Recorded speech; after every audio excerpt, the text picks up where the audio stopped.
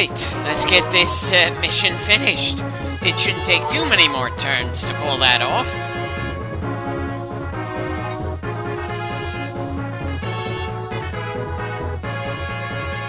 Yeah, really pretty annoying that it feels like Zane and Kent aren't going to be able to do much of anything against this bastard.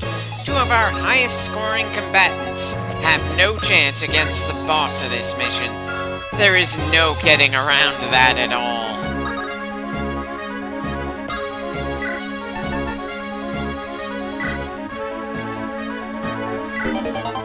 We'll see if that little strength increase is going to help Lynn to become more capable of doing some reasonable damage to the bastard. I mean, son of a bitch!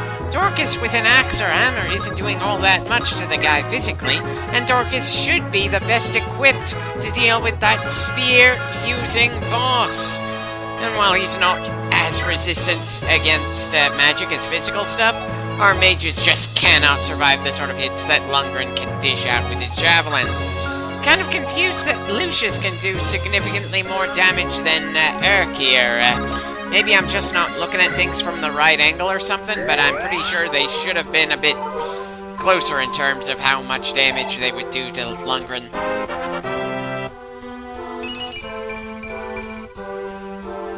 Does speed even do anything for Sarah, since I don't think she's allowed to heal someone twice in a single turn?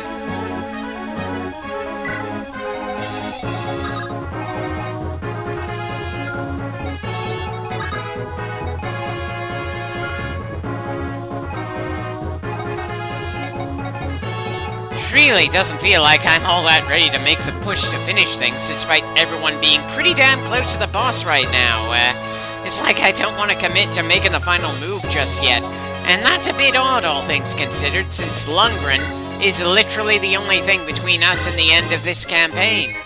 Part of me wants to say that I should just get a move on, the other is just so utterly annoyed with how much stronger the boss is compared to absolutely everyone else in this mission.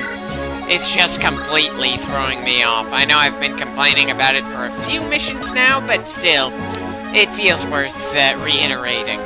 It's one thing to make a boss difficult as a roadblock to progress. It's another to make him just plain frustrating to deal with.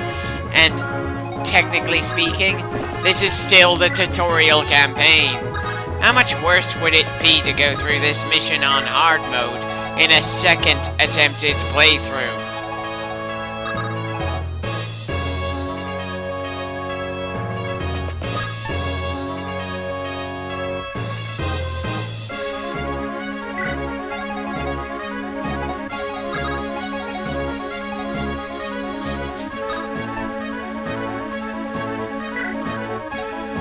Well, it feels like we've maneuvered about as much as we can without committing to any attacks.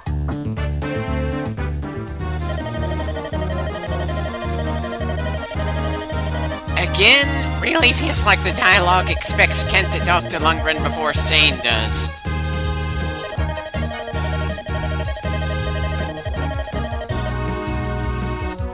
Why bother responding to the guy at all if you're not going to listen to his bullshit?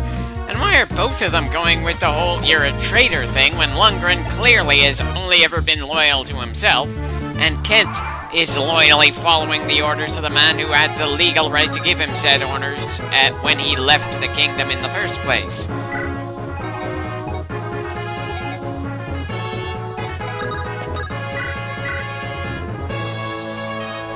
Right, let's start softening this guy up. It's not like we've got anyone who'd be capable of taking this bastard down alone, that's for sure. We are just absolutely dogpiling onto a single guy as much as we can, with the biggest limitation being just how few spots we're allowed to strike him from.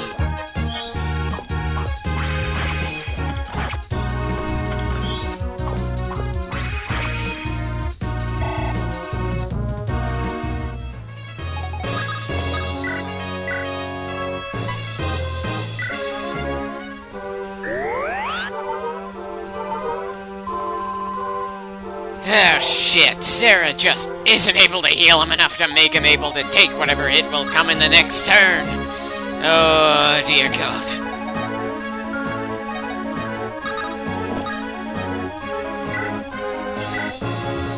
A steel bow, something meant to go through armor, is only able to do 2 HP of damage on a guy who's standing on a square that will constantly heal him. Definitely easy to see why in all the years I've tried to go through this game, there comes a point where I get so frustrated that I just drop the playthrough, and then months, if not years later, restart things from the top going, yeah, maybe this time I'll actually get to the ending of this game. Even with the advantage of using an axe against a spear, the accuracy Dorcas is getting here just isn't all that high. And of course, Dorcas is the one who misses, which kind of damages the idea of the weapon triangle, which is a very major part of this entire franchise. Well, okay, 3 houses and 3 hopes kind of ignore the weapon triangle, and I'm trying to prevent myself from just skipping ahead in the series and doing those games a lot sooner than I originally planned.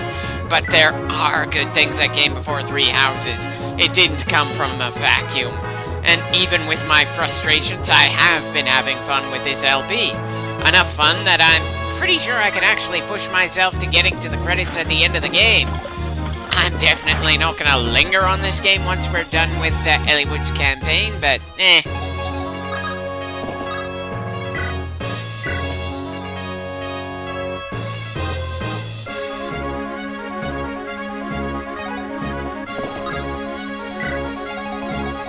So, Dorcas and Urk just didn't do all that much when they definitely are among the best at causing this armored jackass some damage. And Lucius is definitely gonna die unless we get him out of here. Definitely not a promising turn to go through, that's for sure. Anyone feeling any form of a positive morale at the moment? I could certainly use some of that sent my way.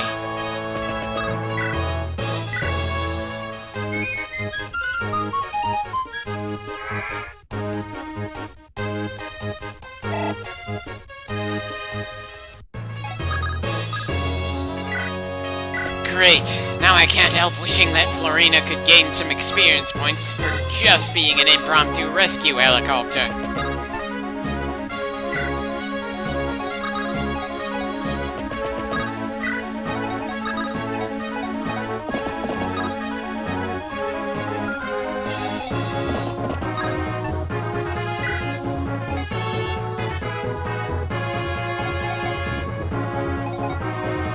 Right, not much we can do now other than just get to the next turn.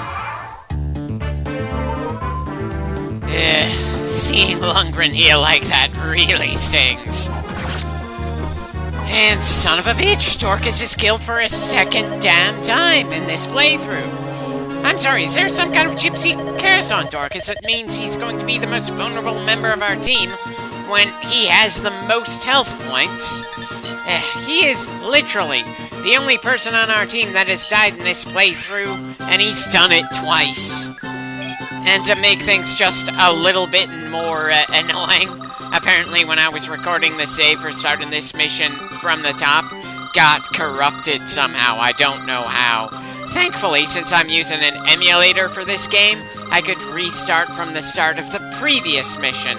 But that just absolutely pissed me off, because we already took way too much time trying to get through Eagler before this. Deleting the footage of me fighting against Eagler again, since there's nothing we really need to see from that. Not after going through it twice. So if anyone notices any minor stat differences from the last time I tried taking on Lundgren, that's the explanation.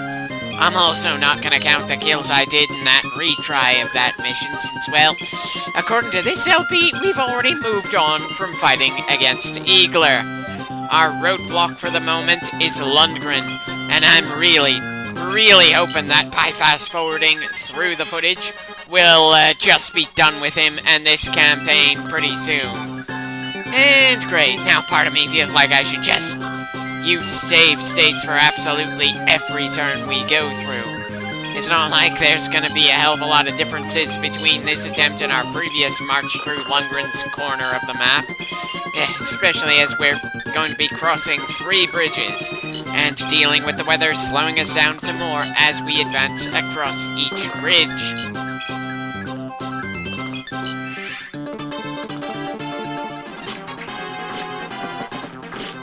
Yeah. If Dorcas can just casually eliminate anyone else with a spear, why is he so utterly helpless against a boss who has two different types of spear? Lundgren should have been the perfect kind of boss for Dorcas to take on, not one of the people who kills him. Seriously, the first time he got killed, it felt like I earned that. It was a genuine mistake of me pushing him too far forward in the mist, and he took way too many hits. But his second death just felt like absolutely frustrating bullshit. Especially since, once again, technically speaking, we're playing this game on the easier of the two difficulties on it. We don't even get a chance to choose what difficulty the game is on until we beat the game once all the way through.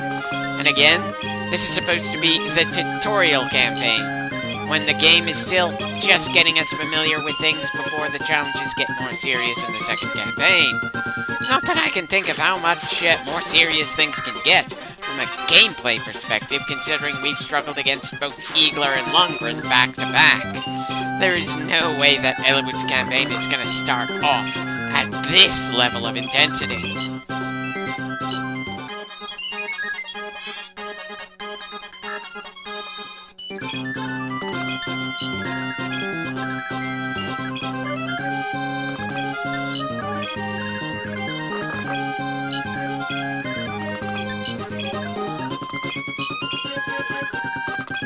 The congestion isn't as bad as it could have been, but it's still pretty noticeable considering there's only one way for our ground-based units to move forward, and only one of us isn't ground-based.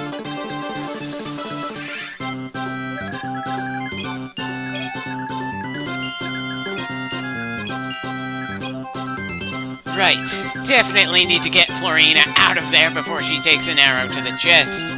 We'll see if she manages to kill off that swordsman before she ends up reuniting with the rest of the team on the other side of the river. Good God. I really wish that the big hurdle in this mission was early on, so if we had to restart, it didn't take long for us to get back to it, but no. It has to be the final section of the mission, with the absolute last man that the enemy is going to have in a very distant corner that's a pain in the ass to reach from our starting position. And again, really gonna have to fight against the urge to just fast forward through the entire rest of the game. I'll stick to doing it for any second attempts on a mission. Bloody hell, this LP is definitely gonna take me a lot longer to do than I originally expected.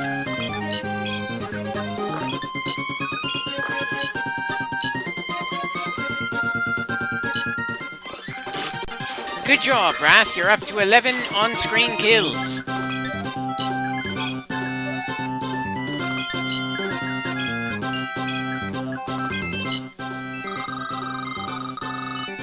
Well, we certainly aren't here to congratulate him on the murder of his brother, that's for sure. Considering he's had more build than any other villain in the game so far, I can't help wishing they gave him more depth. We are 19 clips into this game, and I'm sure that Lundgren could survive long enough to make it to clip 20. He should have more of a presence. He's the first overarching villain that people outside of Japan ever saw in this franchise since, again, this game was the first Fire Emblem to be released outside of Japan. If you wanted to play any of the other games in a language other than Japanese, you would need to download a ROM hack. It doesn't help that in several ways. It's competing with the absolutely amazing Final Fantasy Tactics released 6 years before this one. And bloody hell, that's just another game I've got to one of these days get around to working on. There are just far too many games out there that I'd like to let's play, and not enough time in a given year to get through anywhere near enough of them.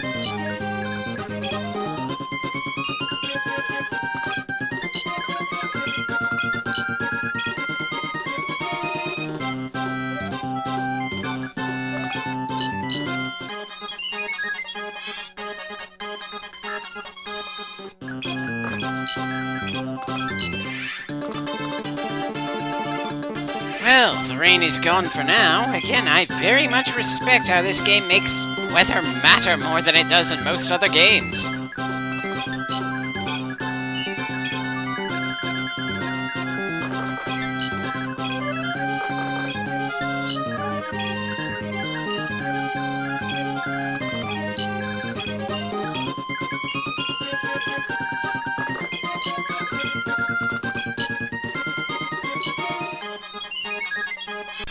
Well, looks like Zane is going to be moving ahead of the other cavalry for the moment. We'll see if that actually gains him anything tangible.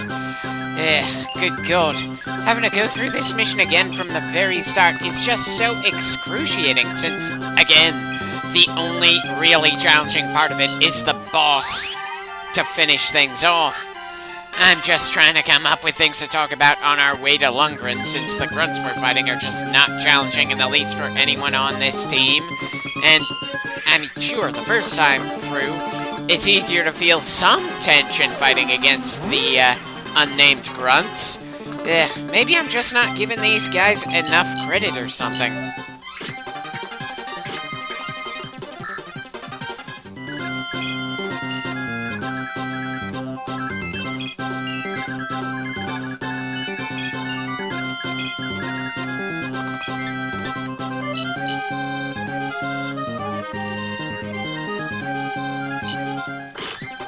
That makes 20 for Dorcas now. Again, kind of surprised with myself that I didn't use the hand axe more over the course of this campaign. Was it an accuracy issue, or just the fact that it generally feels better to see someone slam an axe on someone's head, rather than seeing it flying around like a friggin' boomerang?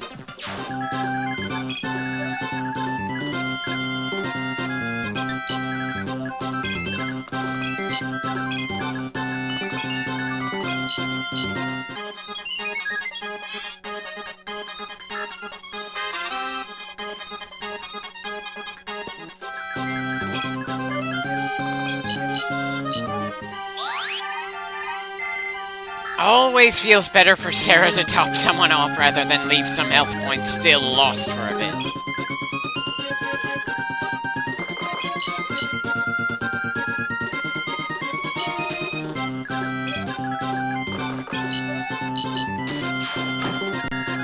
Guess someone else is gonna have to visit the village in the next turn.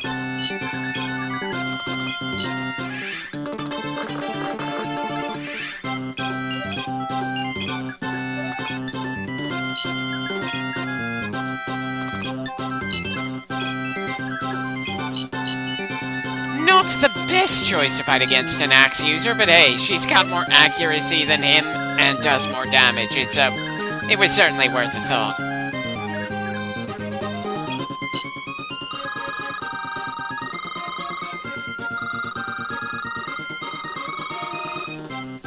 Well, they don't have luck or a sense of confidence. I feel like I need that more than any other specific tool.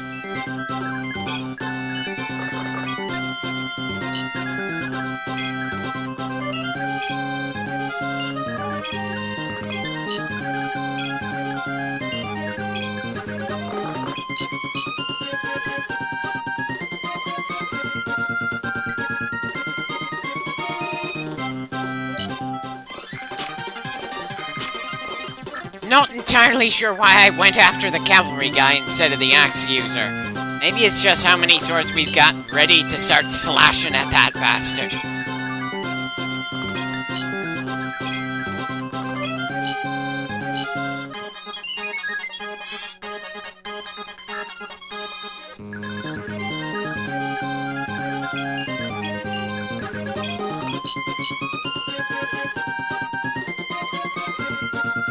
Maybe not the best place to put Urk, but again, it's not like I feel all that worried about the nameless enemies on our way to the boss.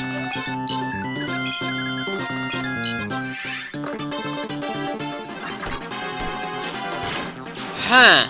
Not only did he dodge that, he secured the kill.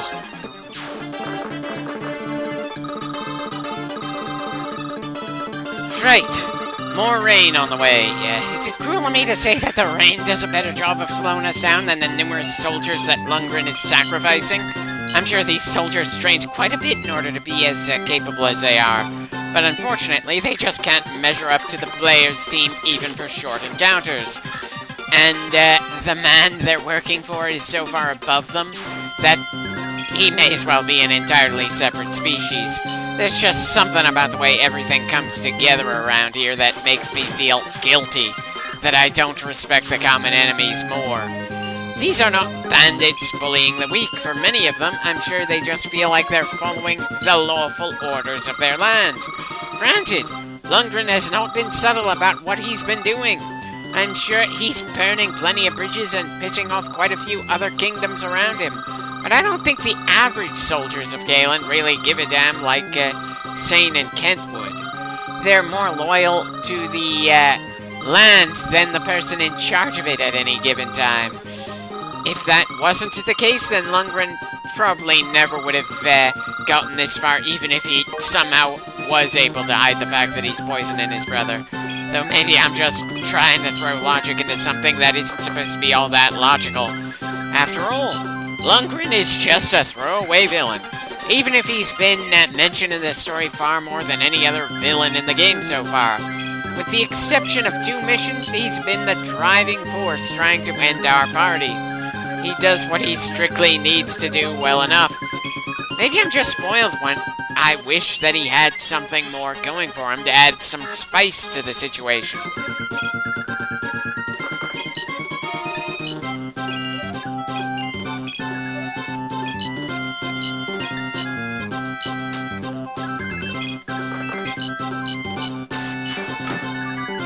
Florina doesn't really need that tree to be down, but it's not like I'm planning on having her go up against Lundgren.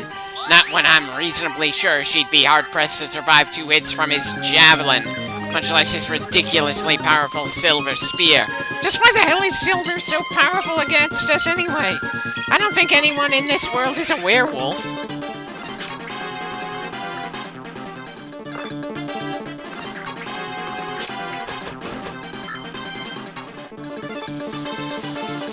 Right. Seems that the rain has returned. Not that it's doing all that much against our tactical maneuvering on the way to Lundgren, but Right, that makes 33 for Kent. He's still got a very solid lead over everyone else.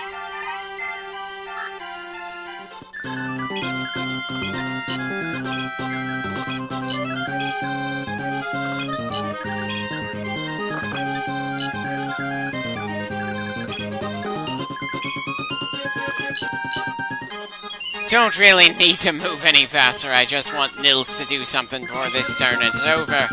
And there are not that many people lagging behind with him at this point.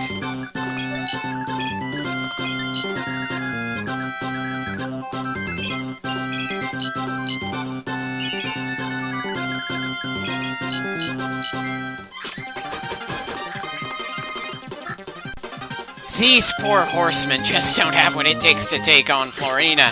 Sure, she didn't get the final blow against him, but I can't help feeling that ground-based cavalry are supposed to be hardier than someone on a Pegasus. And she has been holding her own pretty well over the course of the game so far.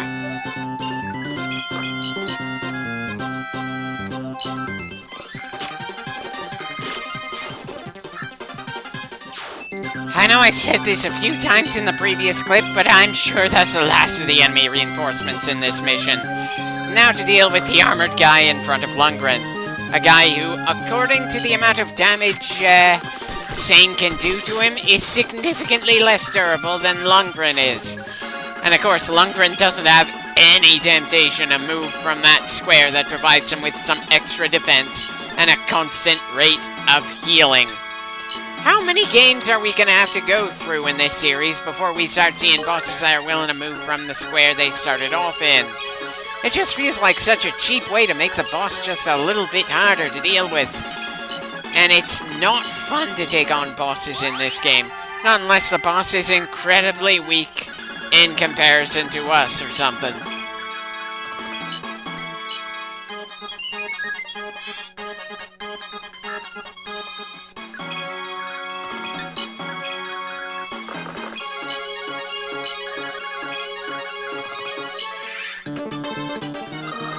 Once again, Lundgren is talking to these 2 in the wrong order. And dear God, do I wish that our 2 very capable cavalrymen were more capable of doing damage to the main boss that has dialogue specific for them. But no, all they can do is talk some shit and taunt the guy to use his javelin instead of his silver spear. We just plain do not want him to pull out that frickin' Silver Spear, which means if we get into melee with him, we need to be very sure we can kill him before the absolute next turn. Yeah, still not doing anywhere near as much as we need against that bastard. I know we can buy some steel weapons to try to pierce through that defense, but again, it's the Silver Spear that's got me worried.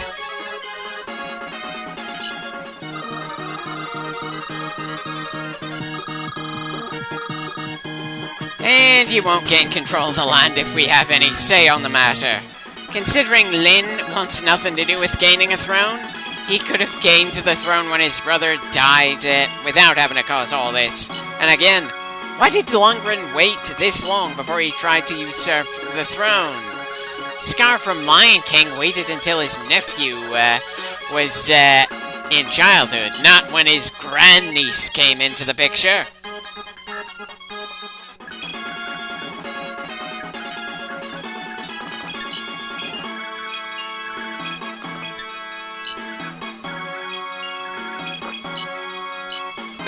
Well, at least Sane is capable of being able to do some measure of damage. Shame that the counterattack would probably kill him.